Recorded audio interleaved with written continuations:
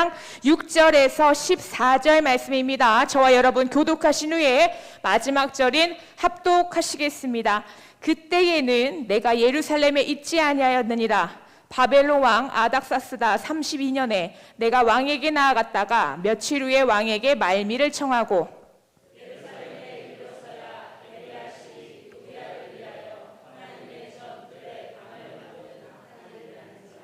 내가 심히 근심하여 도비아의 세간을 그 방 밖으로 다 내어 던지고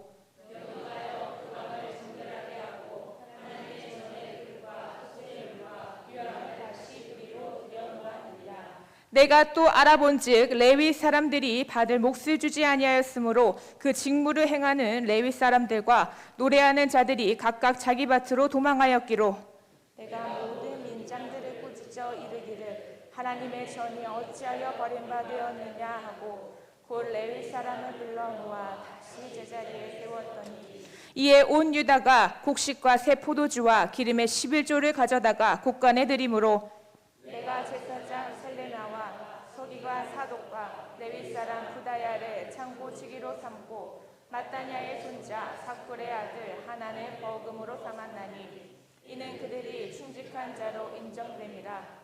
그 직분은 형제들에게 분배하는 일이었느니라. 합독하시겠습니다. 내 하나님이여 이 일로 말미암아 나를 기억하옵소서. 내 하나님의 전과 그 모든 직무를 위하여 내가 행한 성한 일을 동말하지 마옵소서. 아멘. 사랑하는 목사님 나오셔서 말씀 선포해 주실 때 큰 은혜의 시간 되시기 바랍니다. 아멘. 모든 영광 하나님께 돌리겠습니다.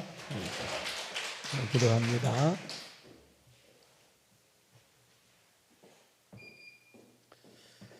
하나님의 자녀가 감사 예물 또 11조 예물 기타 여러 가지 예물을 드렸습니다. 하나님, 내가 이렇게 하나님을 사랑합니다는 표시로 하나님께 드렸사오니 아버지 하나님, 이들에게 드린 대로 갚아주시옵시고 하나님, 물질에 어림이 없도록 도와주시고 건강도 도와주시고 모든 형통의 은혜가 이들에게 있어지게 하여 주옵소서. 또한 우리 믿음이 자라게 해 주옵시고 말씀 듣다가 믿음이 자라서 그래서 날마다 신앙 승리하는 성도들 되게 하옵소서. 예수님의 이름으로 기도드리옵나이다. 아멘. 이스라엘 백성이 이제 하나님께 범죄를 하죠. 그래서 범죄해서 이제 북쪽 이스라엘은 아수르에 망해서 나라 자체가 없어집니다. 그리고 남쪽 유다는 바벨론에 망하는데요, 없어지진 않아요. 왜 그러느냐? 예수 그리스도의 구원의 약속이 유다에 있었기 때문에 그래요. 하나님의 약속 때문에 망하지는 않고 1차 바벨론의 1차, 2차 공격, 3차 공격받아서 바벨론의 포로로 잡혀가 70년 동안. 그래서 이제 하나님의 약속하신 기간 70년 기간이 차니까 그들은 다시 또 1차, 2차, 3차에 걸쳐서 포로에서 돌아오게 돼요. 그 1차 돌아온 경우가 주전 538년 수룹바벨 인도로 성전, 무너진 성전을 재건하는 목적을 가지고 돌아오게 돼요. 그리고 1차 돌아오고 2차는 1차 돌아온 지 81년 후에, 굉장히 기간이 많이 지났죠. 81년 후에 주전 457년에 학사 에스라의 인도로 돌아오게 돼요. 근데 이때는 돌아오는 목적이 뭐냐면 1차로 돌아온 사람들이 성전도 재건했지만 그런데 이제 이들이 타락했어요. 그래서 신앙 타락을 다시 신앙 회복하기 위해서 그런 목적으로 2차로 돌아옵니다. 그리고 2차 돌아온 지 13년 후에, 그러니까 주전 444년에 이때는 아닥사스다 바사왕 아닥사스다 왕 때인데요. 이 아닥사스다가 누구냐? 여러분이 잘 아는 에스더서이죠. 에스더서. 에스더서가 아닥사스다의 계모예요. 계모. 그러니까 어머니인데 진짜 어머니는 아는 얘기죠. 그런지 몰라도 이 아닥사스다 왕 때 술 맡은 고위 관원장으로 있던 이 느헤미야가 예루살렘 총독으로 임명받아서 그래서 3차로 돌아오게 됩니다. 근데 그 3차 돌아온 목적은, 주된 목적이 뭐냐? 성전이 아니고요, 무너진 성벽, 무너진 성곽 성벽을 재건하는 분명 목적을 가지고 3차 돌아와요. 그러니까 이 느헤미야 3차 돌아온 이 느헤미야와 에스라 선지자 또 말라기 선지자가 동시대 선지자라는 걸 알 수가 있어요. 그런데 이제 세 분 다 공통적인 특징이 있는데 그 뭐냐, 세 분 다 신앙 개혁을 외쳤다는 공통적인 특징이 있어요. 그래서 3차 느헤미야 정도 인도하에 돌아온 사람들이 그래서 이제 돌아와서 느헤미야를 중심으로 이제 성벽을 재건하는 데 집중을 하게 됩니다. 그런데 하나님의 일을 하자면 뭐가 역사해요? 마귀가 방해하잖아요. 그래서 엄청난 방해가 막 생기게 됩니다. 막 얼마큼 방해가 생겼는지 4장 7절 8절 보겠습니다. 시작.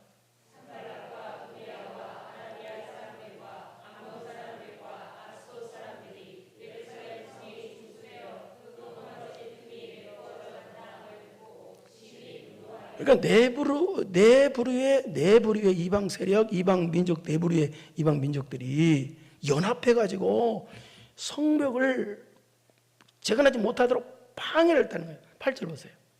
시작.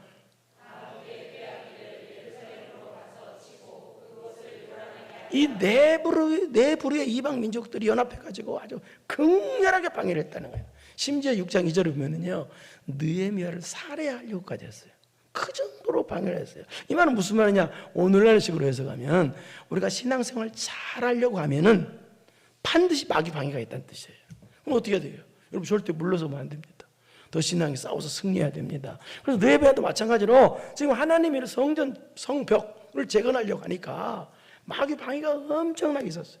그런데 불구하고 이 느헤미야는 거기 굴하지 아니하고 기도함으로 하나님 붙잡고 성벽을 재건해 나갔습니다. 그래서 수년 동안 해도 안 될 이 성벽 재건 공사가 단 52일 만에 완공이 되는 일이 벌어져요. 그러니까 이건 순전히 하나님의 은혜와 하나님의 도우심 아니고는 절대로 있을 수 없는 일이 벌어진 거예요. 그러니까 여러분도 이런 하나님의 도우심의 은혜가 나타나려면 어떻게 해야 되냐? 여러분도 마귀 방해 굴하지 말고 영적 싸움을 싸워야 된다는 거예요. 영적 싸움을 승리하면 하나님 반드시 도우심의 역사가 나타난다는 얘기입니다. 그리고 이 느헤미야는 이 성벽 재건하고 거기서 끝난 것이 아닙니다. 또 무슨 일을 했느냐? 이스라엘 백성을 성별하는 일을 했습니다. 즉, 이 말은 무슨 말이냐? 이스라엘 백성이 하나님의 백성답게 신앙 승리하는 삶, 거룩한 삶을 만들기 위해서 에스라 선지자를 중심으로 해서 영적 부운동을 일으키는 일을 하게 됩니다. 그러니까 그래서 이스라엘 백성들이 에스라를 동시대 사람이라고 그랬죠. 느헤미야고 그 에스라를 통해서 전해지는 하나님 말씀을 듣고 이들이 통일 자백하고 회개하고 또 무슨 일이 벌어지느냐? 하나님께 분명하게 아주 굳게 약속까지 합니다. 그 약속이 이스라엘 백성이 하나님과 그 약속한 것이 뭐냐? 10장에 나오는데요. 그 10장에 보면은 어떤 약속을 하느냐? 세 가지 약속을 합니다. 첫째, 이방 여인과 결혼하지 않겠다는 약속을 합니다. 두 번째는 안식일, 오늘날 주일 예배를 잘 드리겠다고 절대까지 약속합니다. 그 다음에 세 번째는 11조와 감사 예물을 절대까지 잘 드리겠다고 찰떡을 많이 쓰는데 하여튼 찰떡같이 약속을 합니다. 그렇게 이제 그리고 나서 12장 7절에 보면은 17절에 보면은 27절 12장 27절이네요. 12장 27절은 뭘 하게 되느냐? 이제 성벽을 완공했으니까 어떻게 돼요? 성벽 복원식을 해요. 성대하게 한번 읽어보겠습니다. 12장 27절 시작.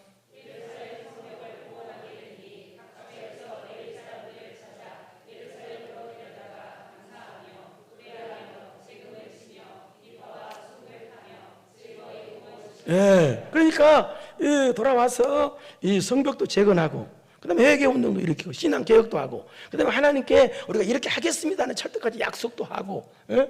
그리고 나서 성대하게 성벽 복원식까지 다 했다는 얘기예요. 오늘 말하면 이게 무슨 말입니까? 교회가 아주 막 부흥성장하고 막 은혜롭고 막 성령 충만하고 아주 좋은 일만 막 생겼다는 얘기입니다. 이게 그런데 이런 은혜로운 일이 생기고 난 후에 또 무슨 일이 생겼느냐? 아주 충격적인 일이 생겼다가 오늘 본문의 내용입니다.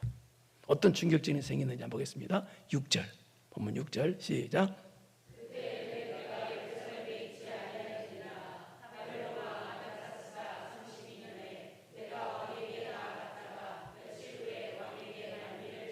여기 바벨론은 아닥사스다 30이라고 했는데 이 바벨론이 아니 원래는 바사왕 페르시아 왕이죠. 그런데 바벨론이라고 한 것은 원래 그 땅이 지금 현재 바사로 바뀐 그 땅이 바벨론 땅이었잖아요. 그래서 알아듣기 쉽게 바벨론 왕이라고 한 거예요. 그런데 여기 보니까 그때는 어디냐면 아닥사스다 왕의 32년째 통치하고 있었던 때라 그 말이에요. 원래 이 느헤미야가 원래 3차 포로에서 귀환할 때 돌아올 때가 언제냐면 이 아닥사스다 20년 때입니다.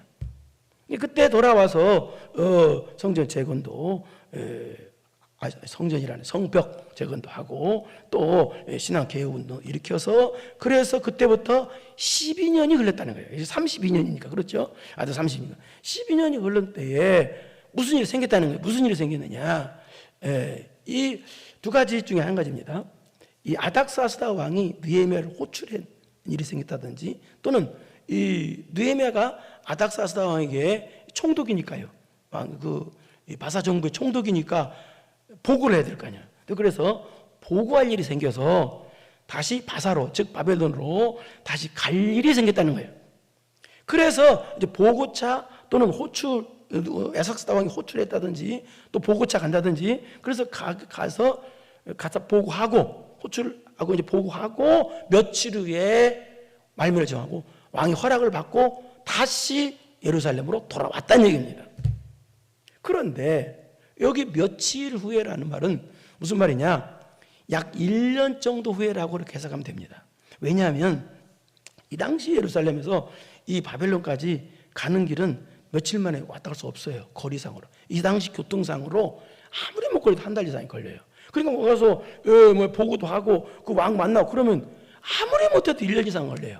근데 이제 그것을 짧은 기간이라고 표현을 하기 위해서 며칠이라고 했어요. 그러니까 저는 며칠을 저도 1년 정도로 보고 설명을 하겠습니다. 그러니까 이제 왕의 호출을 받아서 또 보고차 이제 느헤미야가 이 바벨론의 바사 정부에 갔다가 1년 만에 돌아오니까 아주 충격적인 일이 생겼다가 7절입니다. 보세요. 무슨 일이 생겼나? 시작.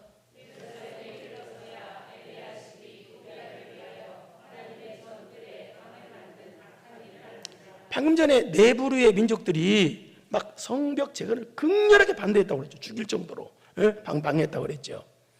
그 극렬하게 반대한 선봉장 역할을 하는 사람이 누구냐? 도비야예요. 도비야. 그러니까 마귀 중에 마귀가 도비야예요. 근데 이 마귀 중에 마귀 도비야를 갖다가 성전에 있는 방에다가 도비야를 살게 만들었다는 거예요. 그러니까 오늘날 말은 무슨 말이냐? 예배당에 부처상, 우상 갖다 놓다는 거 똑같은 거예요. 그러니까 그 짧은 1년 사이에 아주 순식간에 엄청나게 타락을 했다는 얘기입니다. 기가 막힐 노릇이죠.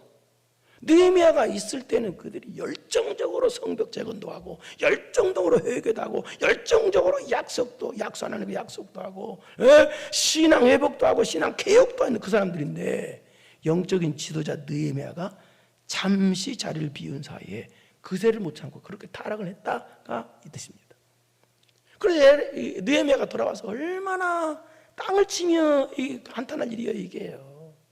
그래서 이 13년 어떤 내용이냐? 그래서 느헤미야가 잠시 빈 사이에 그새를 못 참고 타락한 이스라엘 백성들을 다시 신앙 개혁을 일으킨다. 그것이 오늘 본문의 13장의 내용입니다. 그래서 저는 오늘 이 타락한 이스라엘 그새를 못 참아서 타락한 이스라엘 백성들의 신앙을 바로잡는 이 내용을 통해서 그렇다면 우리도 신앙 타락하지 않고 계속 신앙 승리하려면 어떻게 해야 되느냐? 본문을 통해서 알아보겠습니다. 우리도 신앙 타락하면 안 되죠. 우리 사람들은 여러분 인간은 부족하기 때문에 우리는 부족하기 때문에요. 우리도 순식간에 타락할 수가 있습니다. 부족하기 때문에. 저도 마찬가지고 또 여러분도 마찬가지예요. 누구나 순식간에 타락할 수 있어요. 그러면 이 타락을 안 해야 되려는데 이 신앙 타락을 안 하려면 어떻게 해야 되느냐? 첫째, 다르다 봅시다. 세속의 물결을, 세속주의를, 세상의 가치관을, 세상의 물결을, 세상 죄악을 물리쳐야 된다. 한마디 너무 많으니까 한마디로 세속주의를 물리쳐야 돼요. 그래야 신앙 타락하지 않아요. 왜냐하면 순식간에 세속주의가 들어오니까요. 순식간에 도비야가 들어오니까요. 도비야는 세속주의를 상징하거든요. 이들은요, 신앙 타락하기 전에는요, 방금 전에 했지만 10장에 보면은요, 이들이 하나님과 정말 잘하겠다고 약속도 합니다. 우리 10장 29절 한번 보세요. 얼마나 약속했는지. 시작.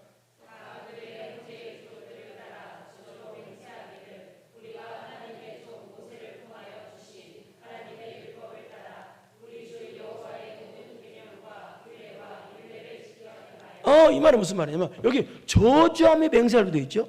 이 말은 무슨 말이냐? 저주하면서 맹세까지 하면서 하나님께 약속했단 말이에요. 이 말은 무슨 말이 이 뜻입니다. 하나님, 우리가 이렇게 하나님과 세 가지 약속을 했는데 이 약속을 하나라도 안 지키면 하나님 우리를 저주를 내리시면 그 저주를 달게 받겠습니다 라고 맹세를 했다는 거예요. 그러니까 저주하며 맹세까지 하면서 약속했으니까 남들 보기에 이 사람도 어떤 사람이야? 변치 않고 신앙생활 잘하는 모습을 보여준 사람이야. 그런데 어떤 약속을 했느냐? 저주한 맹세까지 이들이 어떤 약속을 했느냐? 30절 봐봐요. 30절 시작.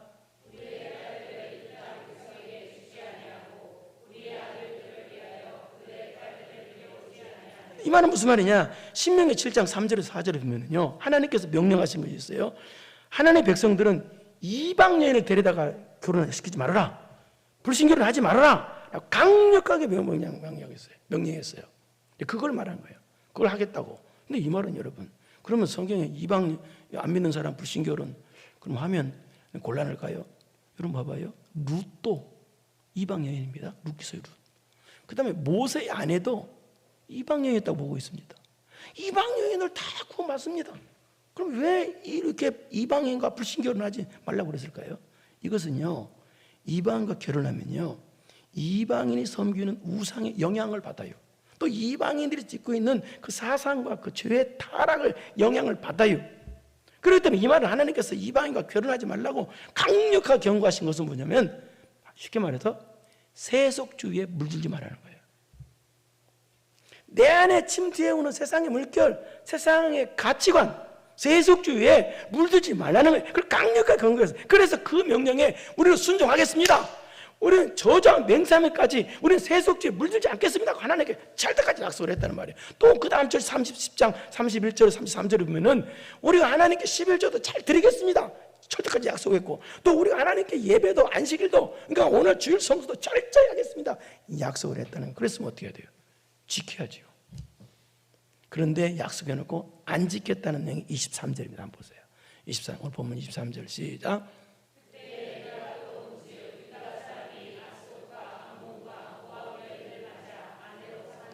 분명히 저주하며 맹세까지 해놓고 세속주의에 물들지 않겠다고 해놓고 아스돈 여인, 암몬 여인, 모압 여인, 이방 여인을 아내로 삼았다. 분명히 약속해놓고 거짓말한 거예요. 순식간에 타락이 온 거예요. 타락이. 우리도요, 순식간에 타락이 올 수 있어요. 신앙생활 잘해야지. 저도 수많은 사람들, 저한테 와서 잘하겠다고 한 사람들이 지금까지 그렇게 약속 지킨 사람을 손가락으로 꼽아요. 아니, 손가락으로 안 꼽아져요. 잘 기억이 안 나요. 그래서 우리는 이렇게 그럴 수도 있다는 얘기가, 그럼 이 타락만 온 게 아니야. 또 이 타락만 온 게 아니라 또 타락이 왔어요. 그 타락이 방금 전에 했던 이 도비야, 이 도비야라는 그 성벽 재건할 때 극렬하게 반대를 했던 이 도비야를 갖다가 성전 안에 방이 있는데 성전 기구와 그 다음에 11조 같은 예물을 드는 거기다 하는 방이었어요. 그 방을 갖다가 도비야를 살게 만드는 타락을 했다는 거예요. 그러니까 이것은요, 아주 공개적인 이 타락인데, 한번 이 4절을 보시죠. 4절 시작.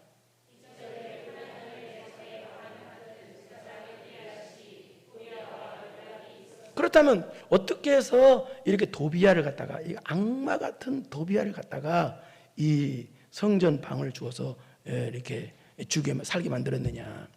이 성전 방에다가 도비야를 갖다가 살게 만들었다는 뜻은요, 방금 전에 했습니다만 또 뭐냐면, 공개적으로 세속주의를, 우리 교회는 세속주의를 완전히 공개적으로 세속주의가 타락한 교회다라고 공개적으로 보여준 거랑 마찬가지예요. 아주 심각한 거죠. 그럼 어떻게 해서 이 도비야를 그러면 성전에다 방에다가 살게 만들었느냐? 그 이유가 여기 나오는데요. 이 말은 무슨 말이냐? 이 당시 실세 중에 실세가 대제사장입니다. 그 대제사장이 누구하고 친했느냐? 이 성벽 재건할 때 가장 핵심적인 인물, 방해한 인물이 누구냐면 산발랏입니다. 산발랏. 이 산발랏이 누구냐? 추정하기를 사마리아 지역의 총독이었다고 합니다. 총독. 대단한 권력자죠. 그러니까 이 대제사장 엘리야십이 이 산발랏과 손잡은 거예요. 세상 권력과 손잡은 거예요. 아무리 세상 권력이 있어도 하나님 앞에 아닌 사람 손잡으면 안 되는데. 그래 손잡고 어떻게 되냐? 이 대제사장 엘리야십이 자기 친척 중에 하나를 산발렛의 딸과 결혼을 시켜버려요. 이게 완전히 좀 약간 먼 사돈지간이 된 거예요. 그런데 이제 산발랏은 도비하고도 친해. 도비하고 같이 연합해서 방금 전에 읽었잖아요. 도비하고도 친해. 그러니까 산발랏 제사장이 산발랏과 친하니까 또 산발랏은 도비하고 친해. 그러니까 자동적으로 도비하고 친한 거예요. 그거예요. 이 제사장 엘리야십이 도비아와 연락이 있으므로 마귀와 교통하며 지냈다는 거예요. 대제사장이. 이건 충격적인 일이죠. 그래서 5절 시작. 도비아를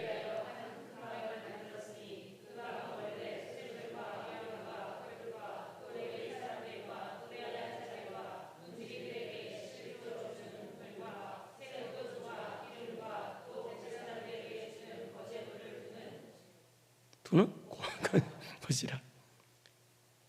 하나님의 백성이 하나님을 위해서 사용하는 방이에요. 굉장히 사용도가 이거 없으면 안 돼. 이 방 없으면. 그런데 그걸 누가 쓰는 방으로 만들어놨어? 마귀가 쓰는 방으로 만들어놨다는 거예요. 그러니까 가장 거룩해 해야 될 대제사장이 타락의 선봉장 역할을 한 거예요. 그 순식간에. 그래서 1년 만에 돌아와 보니까 이 느헤미야가 돌아보니까 그런 충격적인 일이 벌어진 거예요. 그래서 7절 보세요. 7절 시작. 예루살렘에 느헤미야가 이르러서 보니까 어떻게 다? 엘리야십, 대제사장 엘리야십이 그 악마 도비아를 위하여 하나님의 전뜰에 방을 만든 악한 일을 한지라 이렇게 되어 있잖아요. 이걸 아는 거예요. 교회 안에 세습주의가 tum탕한 게 아는 거예요. 1년 만에 돌아보니까. 그래서 도비아가 어떻게 했느냐? 8절 보세요. 저 도비아를 자꾸 제가 헷갈려도 여러분은 알아들 줄 믿습니다. 8절 시작.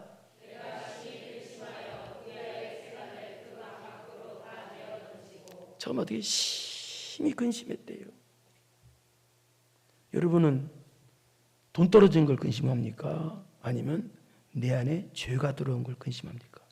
세속주의, 세상의 물결, 세상의 가치관이, 세상적인 가치관이 들어온 것을 근심합니까? 세상 사람은요, 무엇을 마실까, 무엇을 입을까, 무엇을 먹을까에 대해서 근심합니다. 그러나 성도는요, 성경에 그거 하지 말라고 돼 있어요. 염려하지 말라고 돼 있어요. 근심하지 말라고 돼 있어요. 그리고 우리의 근심 제목은 뭐예요? 내 안에 세속죄가 들어오는 거예요. 내 안에 죄가 들어오는 걸 근심해요. 또 근심만 끝나냐? 그러면 안 돼요. 근심만 하면 안 돼요. 내 안에 세속주의를 몰아내야 돼요. 그 몰아내는 게 뭐냐면 내가 심히 근심하여 어떻게 했다? 그 악마 도비아의 세간을 그 방 밖으로 다 내가 던져버렸다. 도비아를 쫓아내고 도비아의 살림살이를 다 밖으로 내던져버렸다 그 말이야.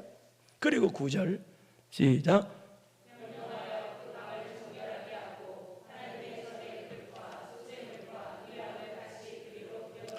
그런데 여러분, 이 도비아는 어떤 사람이라고 그랬어요? 이 대제사장과 친분이 있는 사람이에요. 대제사장은 이 당시 실세 중에 실세야. 도비아 함부로 건드렸다는 큰일 나네요. 또 도비아는 또 어떤 사람이야? 사마리아 총독으로 있었다고 추정하는 산발락과 가장 가까운 사람이야. 어떤 사람이야? 그리고 권력이 대단한 사람입니다. 도비아 건들면, 잘못 건들면 큰일 나요. 그런데 어때요? 이 느헤미야는요, 담대하게 도비아를 쫓아내버리고 살림살을 받고 다 던져버리고 더 나가 쫓아냈어요. 그리고 쫓아내고요, 또 어떻게 했어요? 그 원래 방 목적대로 다시 회복시켰다는 거예요. 그 성전 기구도 놓고 예물도 드린 걸 다시 놓고 원래 방 목적대로 다시 회복했다. 이 말은 신앙을 회복했다, 거룩을 회복했다, 그 말입니다. 이 말은 바꾸말해서 무슨 말이냐? 우리들에게도 마찬가지예요. 우리들도 얼마든지 신앙의 세속화가 금방 될 수가 있어요. 이 신앙의 세속주의가 금방 들어와서 신앙 살아갈 수 금방 할 수 있으니까 우리도 어때요? 이 세속주의가 들어오는 걸 어떻게 해요? 어떻게 해야 돼요? 예? 들어오면 빨리 몰아내야 돼요. 안 그러면 금방 신앙 타락해요. 이게 막장이 벌어진 거예요. 막장이. 타락의 막장이 벌어진 거예요. 왜? 세속주의를 몰아내지 않아가지고요. 우리 요한계시록 2장 20절을 보겠습니다. 시작.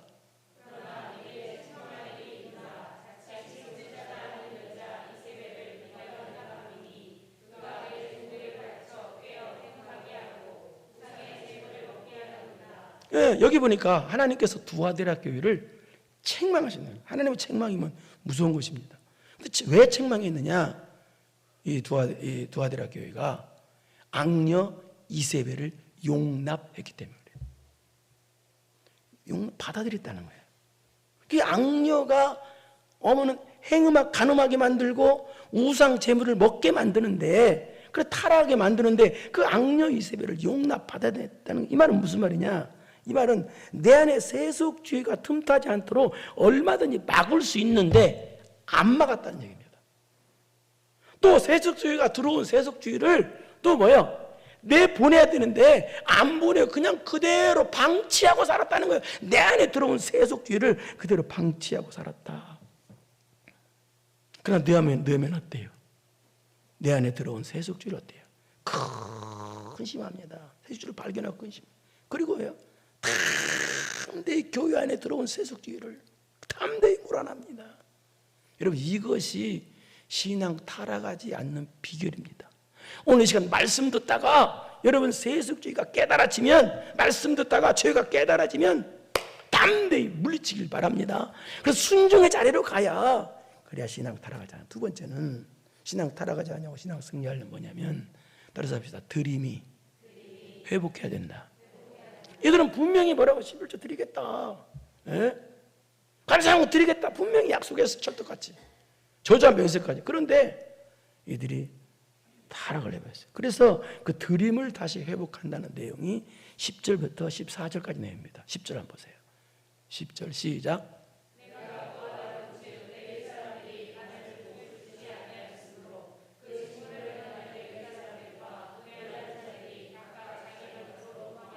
이 말은 이 뜻입니다.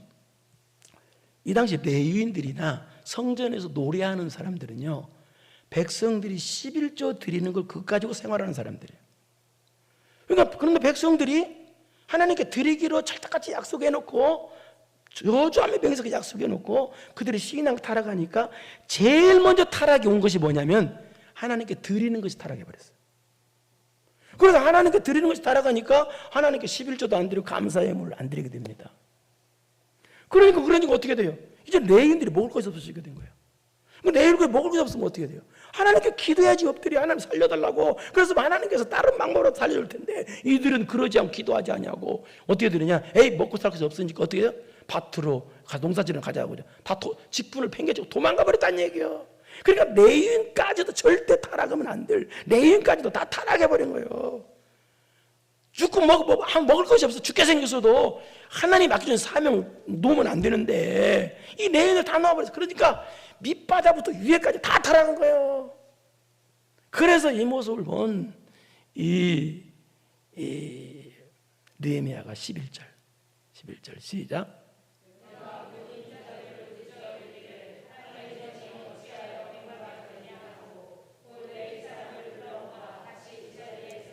그래서 제일 먼저 한 게 민장들을 불러가지고 민장들을 꾸짖었다고 되어 있죠. 꾸짖은 거예요. 여기 민장들이 뭐냐면 지도자급에 해당되는 사람들입니다. 그냥 오늘 말하면 무슨 말이냐? 신앙생활 먼저 한 사람들. 그래서 뭐라고 꾸짖었느냐? 이렇게 꾸짖은 거예요.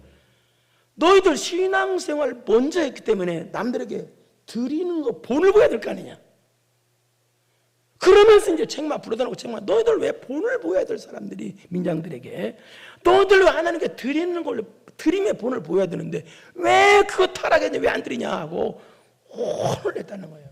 그리고 다시 또 레위 사람들 불러 모아서 다시 제자리에 세웠다. 여기 마찬가지입니다. 레위 사람한테도 책망을 했다는 거예요. 꾸짖은 거예요. 왜 당신들 말이야? 왜 아무리 죽게 생겨서도 사명을 버리면 안 되는데 왜 먹고 살 길 없다고 왜 다 도망가고 사명 버리고 도망갔냐고 고되게 꾸짖어서 그리고 다시 제자리에 세웠다는 얘기예요. 그리고 12절 보십시다. 12절 시작.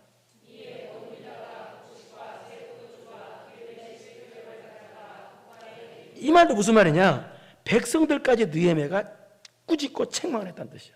너희들 교회 와서 복 받기만 바라지 너희들 왜 의무를 타락하냐?